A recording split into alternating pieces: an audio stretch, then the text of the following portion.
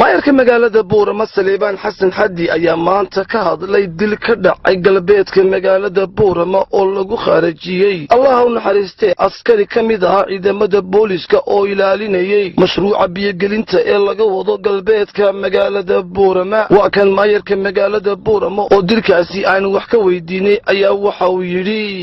marka hore waxaan leenahay lillahi wa inna ilayhi raaji'uun askarigii shaqada qaran ku dhintay ee gacanta ka gardaran dishay ayaan ilaahay uga bariyay naxariistii janno ehelkii iyo qaraabadii guud ahaanba Soomaaliland ilaahay samriyeema ka siiyo askarigaas wuxuu ilaalinayay kumbaniga biyo-gelinta galbeedka magaalada Boorama shaqo qaran buu fulnay runtii gacan ka gardaranna way ahayd dawladuna ku daba jirtaa go'aanka saaka aan qaadanayna waxa weeyaan in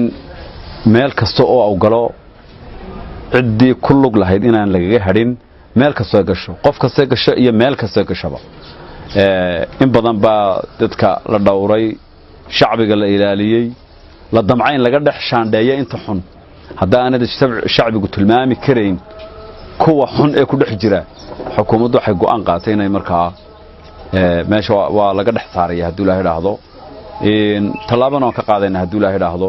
waana cid ka soo horjeeda horumarka gobolka ka socda ee biyo-gelintaas oo soddon sano in ka badan loo qaylinay ay ka yihiin oo wadadii bilaabmaysa ogtiin in assessment-kii la bilaabay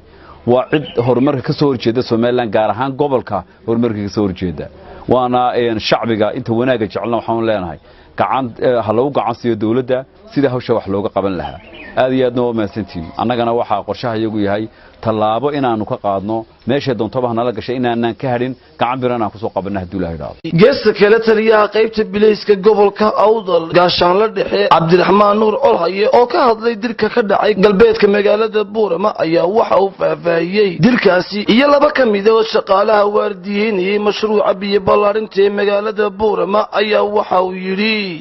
inna lillahi wa inna ilayhi raaji'uun ilaahay marhuumka askari qaran Ahmed ilaahay naxariistii jannaha siiyo ciidanka amnigu waxay meesha u joogeen oo ilaalinayeen biyihii magaalada loo soo waday Boorama ee galbeedka laga soo galinayay runtii markaanu warka helay saaka waa barigii 6:40 daqiiqada ayaa niman hubaysan ay soo weerareen oo heybtoodana ku daba jiro waxay dileen askari kamida askartii ilaalada ee goobta ku sugnayd ee ilaalinayay qalabkii biyo-gelinta hadday tahay cagafyo hadday tahay qasabado hawl runtii ummadda faa'iido u leh ayaa meesha ka socotay waxaa jira kulley iska diidan horumarka waxaanan u tirinaynaa inay kuwa u yihiin iyadoonu haybtooda aqoonsan doono saacadaha nagu soo socda sharcigana horkeeni doono hadduu alla qadaro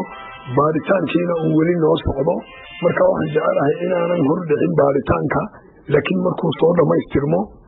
insha allahu ayaanu war sugan ka bixin doonaa laakiin way jirtaa geerida uu ku dhintay askarigu hadda warka aan hayo wax kaloo khasaara oy gaadsiiyeen biyihii iyo hawshii meesha ka socotay ma jiro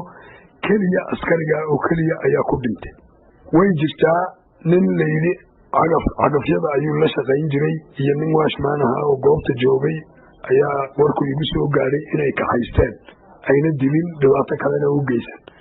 marka wararka macluumaadkooga dhabta saacadaha soo socdaan heli doonaa waana siday tahay idiin siin doonaa